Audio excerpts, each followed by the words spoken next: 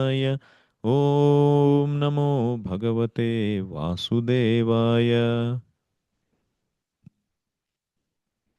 Bhagavad Gita as it is, chapter 10, text 8.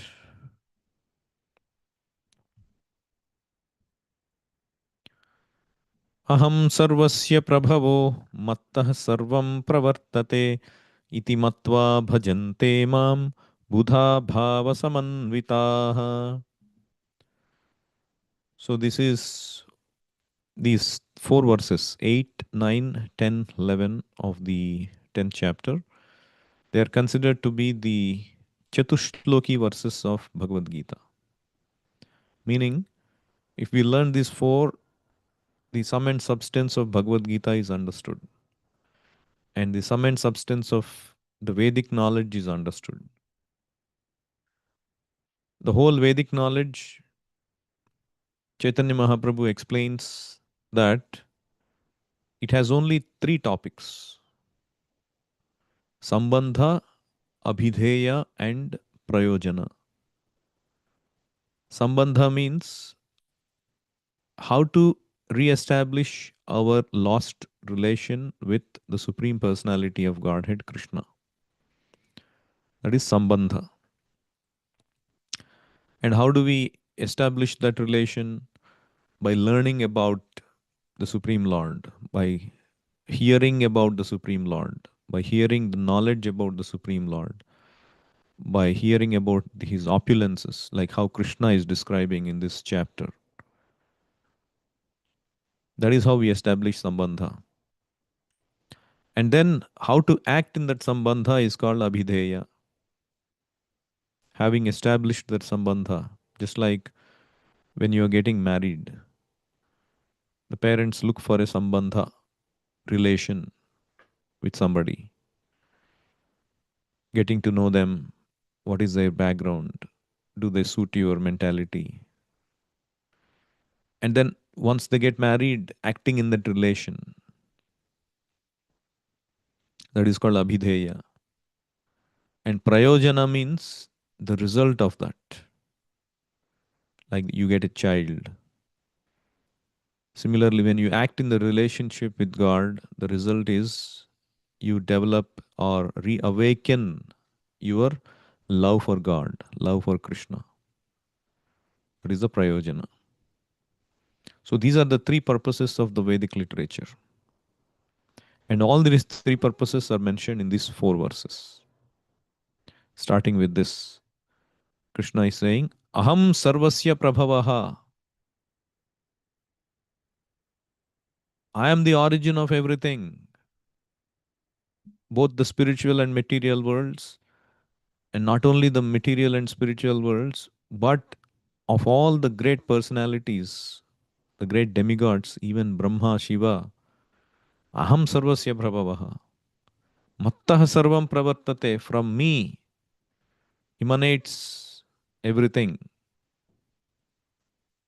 And iti matva bhajante mam buddha bhava samanvitaha. Iti matva, having understood this, then one starts to engage in my devotional service. Bhajante means to serve, to engage.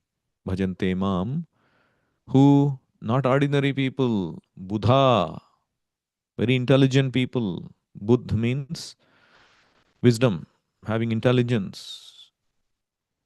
So one who engages in Krishna's service is supposed to be the most Buddha or most intelligent. In several places also we see in Bhagavad Gita. Gnana yagnena tenaham ishtasyamiti me matihi. One who studies this conversation of ours, O Arjuna, he engages in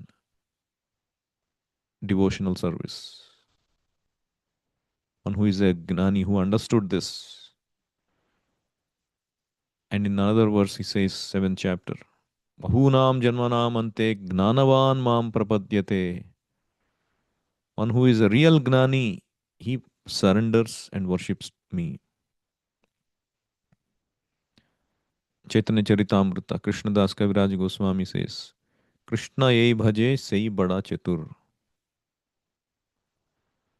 One who worships Krishna, he is the most intelligent. So, having understood this, aham sarvasya prabhavaha mattah sarvam pravartate iti matva bhajante mam buddha. These great people, intelligent people, they worship me with bhava samanvitaha, not forced, not mechanical, but with bhava.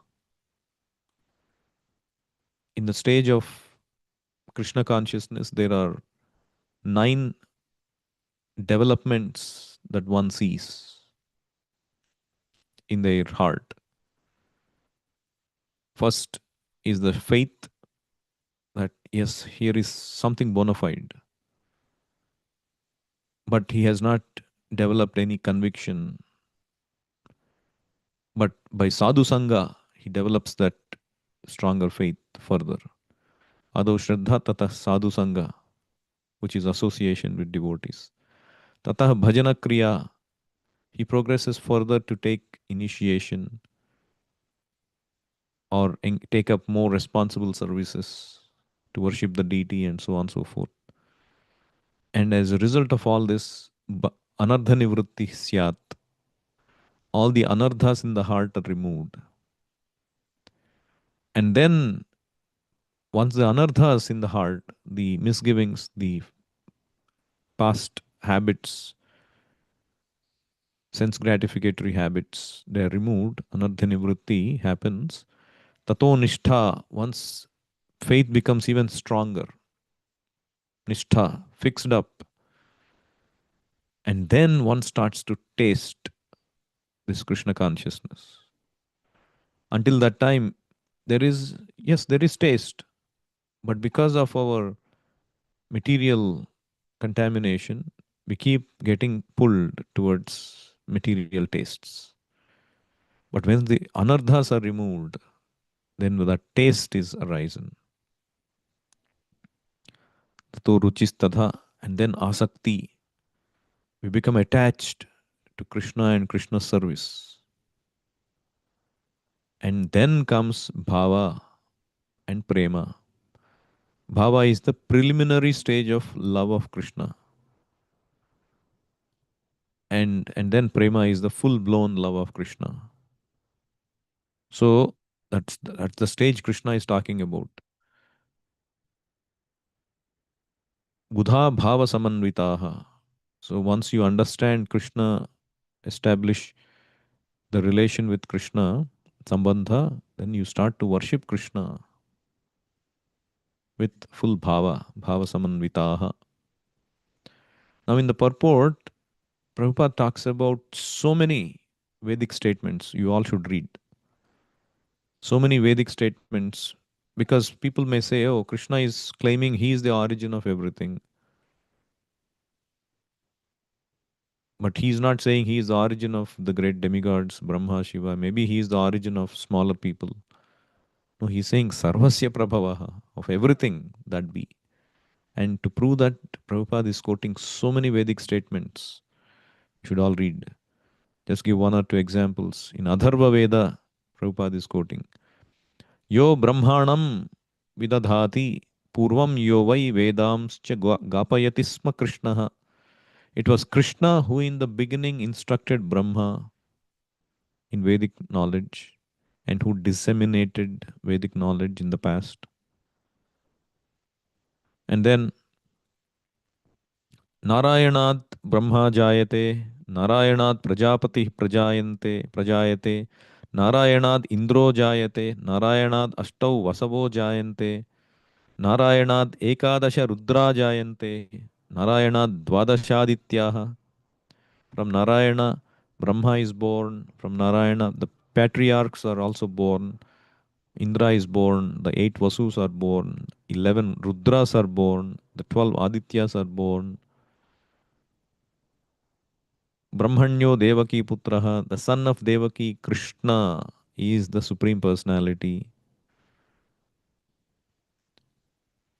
Eko vai Narayana Asit, na Brahma, na Ishano, na Apo, Nagni Samau Neme, Dyau, Aprithvi, na Nakshatrani, na Suryaha. Na ekaki na ramate tasya.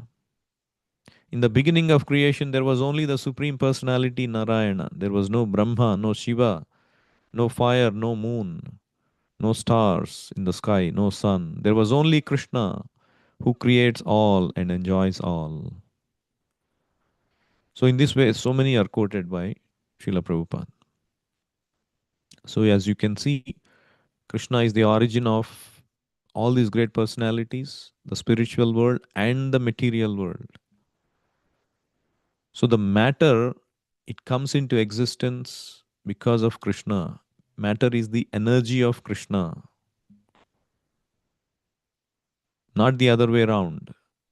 Matter comes from that original life. It's quite natural to understand from our common sense. You know, this lemon tree, it produces lemon fruits. A dead lemon tree does not produce anything. It decays and withers away and dies. No fruit comes out. It decomposes. But an alive tree, it produces lemon fruits, which are full of citric acid, isn't it? So, the life in that tree, the soul who occupied the body of the tree, is producing citric acid. Throughout its life, it produces tons and tons of citric acid. Like the human body, it is producing, these nails are growing, the hair is coming, the cells or new cells are being formed. How it is being produced? We are producing perspiration, isn't it? A dead body does not perspire. We're producing water then. So how is it coming? It's coming from the life. A dead body cannot produce. So matter comes from the soul. Then what to speak of the Supreme Soul, Krishna? If we are able to produce a little perspiration, few ounces of perspiration, Krishna, the Supreme Personality of Godhead, when he perspires, it forms a big ocean. And that perspiration is not, we are having this body, material body, and abominable body. But Krishna has the spiritual body. Whatever comes out, the perspiration is also spiritual. It's not different. He lies down on that Garbhodaka ocean. So matter comes from that supreme personality, from the life. Like there was a conversation with Srila Prabhupada.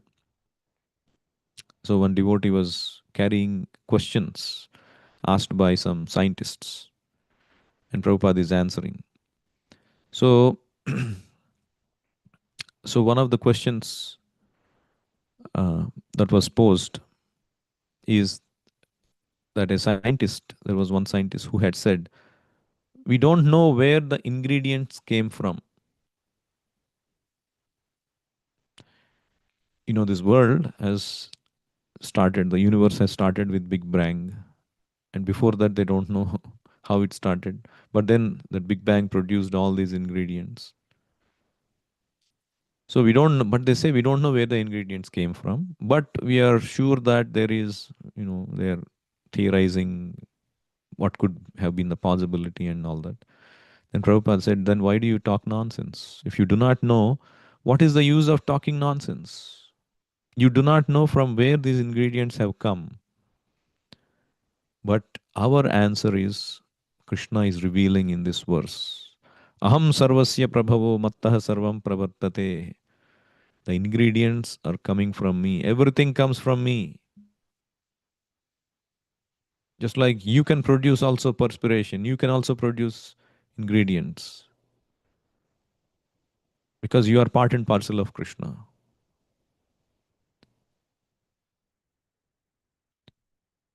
And then, so Prabhupada said, You go for scientific knowledge to a person who knows and who has seen and who says that he is doing this. But you don't want to surrender. Even materially speaking, if we have to gain knowledge, if we have to get a PhD, for example, we have to go to a professor and surrender and listen to what he says. You cannot by yourself declare you are a PhD now. You can assimilate this knowledge. No. The scientist, the professor who has assimilated, who has discovered, who has the knowledge, you have to go and surrender and hear. This is how it works, isn't it? This is how you prove this formula. You have to go and hear to him and then understand, isn't it? Similarly, you have to go to Krishna to understand. This is also science. Just like you go and approach a scientist or a professor to understand. Just like you go to the mother to understand who is your father. Otherwise, whatever knowledge you get from others is incorrect knowledge, isn't it? You have to go to the author to understand the intent of that novel, why that title is given. Otherwise, you may speculate. Oh, this must have been this reason. This must have been that reason. So you have to go to that Supreme Person, Krishna. And then, so matter comes from life. And then people say, oh, if God is the origin of everything, who is the origin of God? This is actually shows their foolishness. Because if God comes from something, that something is God. Because by definition, God is the origin of everything. You cannot say, draw a square circle. By definition, it is incorrect statement. It shows the lack of your understanding. A square can be drawn, a circle can be drawn, and how can a square circle be drawn? It shows you are talking about a wrong God. Who is the origin of God? That means you don't know who God is. Because we conceive in our material thinking, we see everything is coming from something. So therefore, God also must have come from something. This shows our lack of understanding. That is why, with our senses, we cannot comprehend beyond certain limit. Yesterday, I was talking about the frog in the well. Who is used to that well, he does not comprehend, he cannot understand. There are realities much, much bigger than its scope. There are higher dimensional realities that we have no idea about. The two dimensional creatures, they cannot conceive how a three dimensional creature can look. The ants cannot conceive how a huge, gigantic man looks, can only see two dimensions. So this shows lack of understanding of God. And then another important feature of this verse, having understood the origin, Krishna, then love begins. Then you can actually have universal love by loving Krishna. A simple example I'll give. Wherever you go, for example, you come to the foreign country or you're visiting some country, let's say you're touring some country, and so you meet, suddenly you meet somebody and they are speaking the same language. They come from India, and that too, they are speaking the same language, same state, same location as you belong. And immediately you gel. You start to talk, and you have so many things to share, and you find at ease, and your fears are removed. You can maneuver easily. You can have faith in that person, so on and so forth. So we love each other because we love our roots. We share our roots. We have that commonality. So, if Krishna is the source of everything, if we identify ourselves as coming from Krishna, just like we identify ourselves as belonging to the state, That is our identification. Therefore, that bonded us together. Similarly, if everybody identified with the root Krishna, then we bond with each other.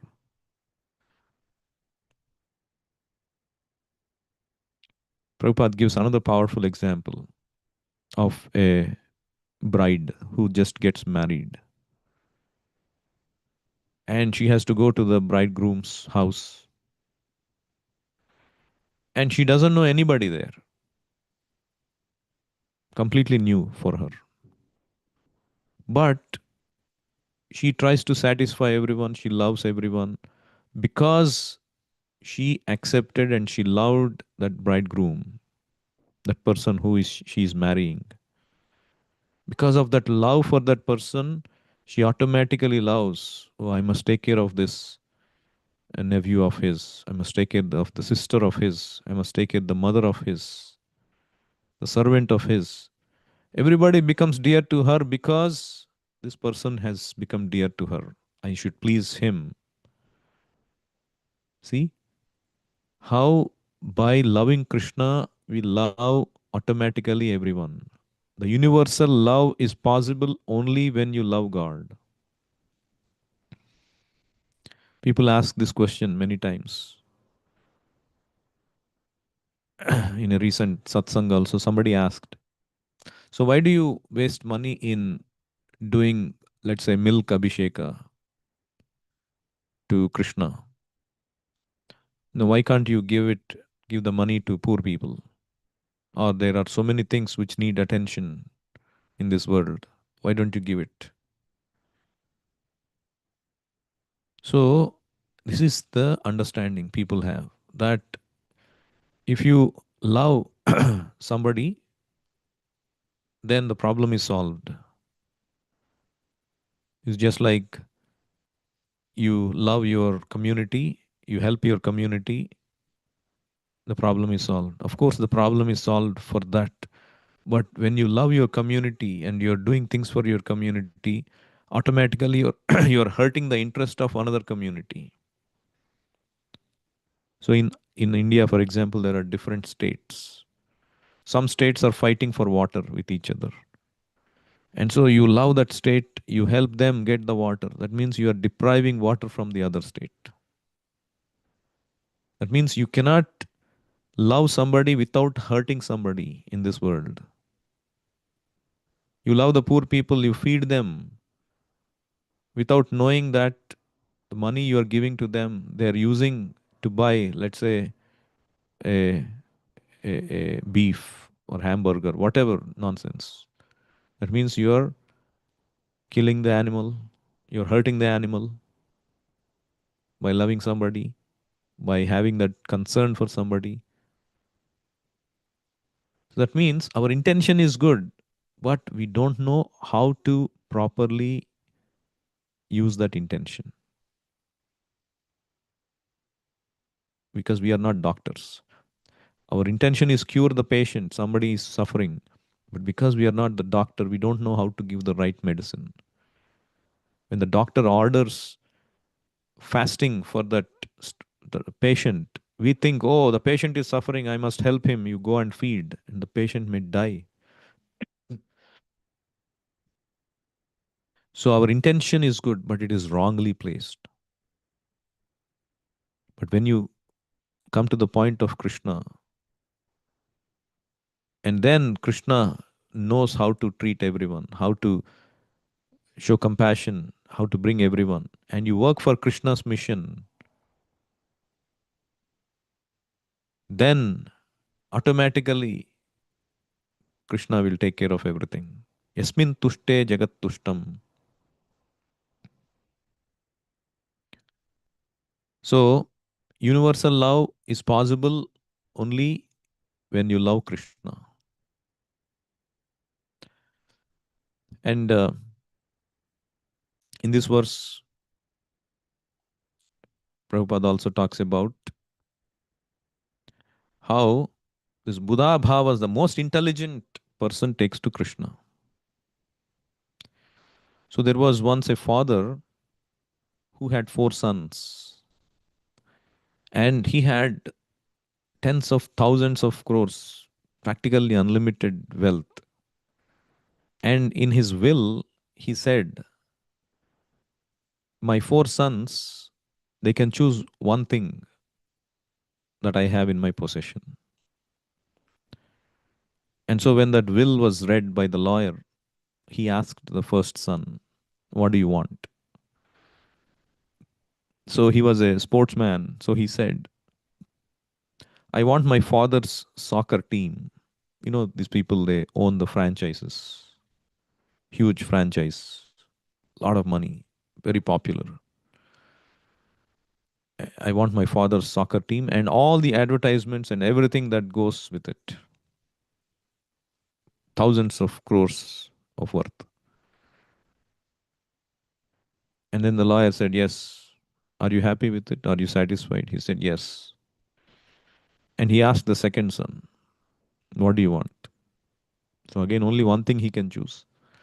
So he liked sailing. So he said, I want my father's entire fleet of boats. And that is also worth so much.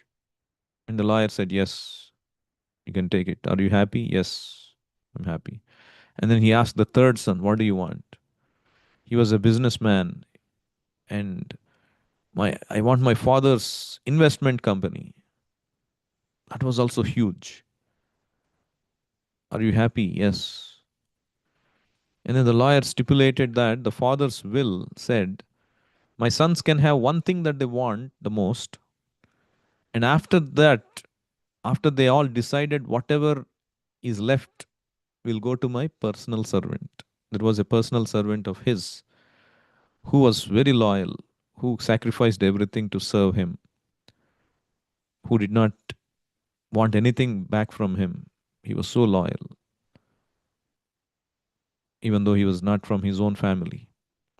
So the father said in the will, he wrote, after they have taken that whatever one thing that they want, whatever is all left, practically unlimited is left because he owned so much.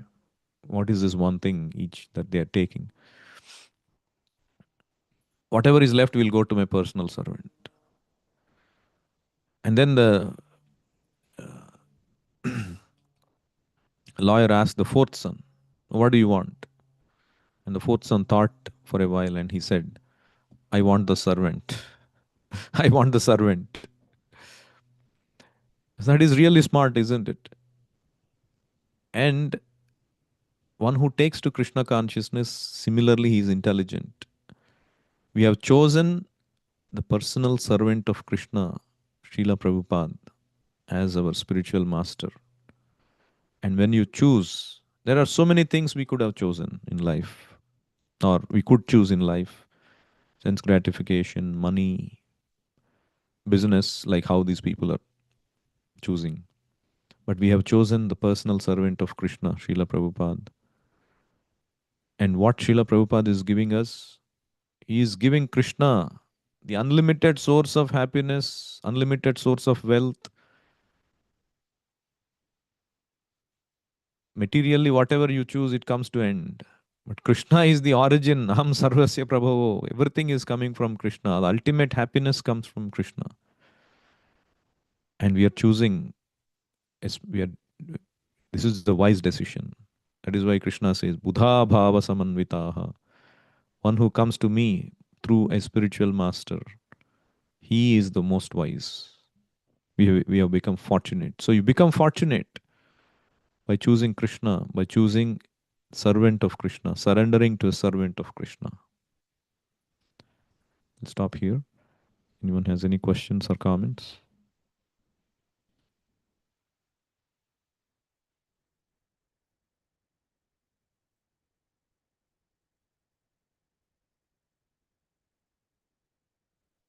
Bhagavad Gita as it is ki